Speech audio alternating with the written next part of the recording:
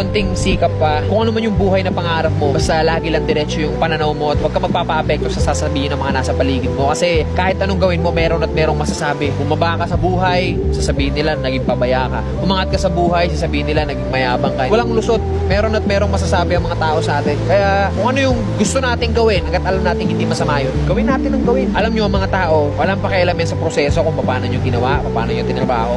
Mukhang ewan ka talaga para sa mga yan sa umpisa. Ang gustong makita lang ng mga tao palagi, yung finished product. Ano yung narating mo dyan. As long as di mo napapabayaan yung pamilya mo, yung sarili mo, sa kung ano man yung tinatahak mo, banat lang.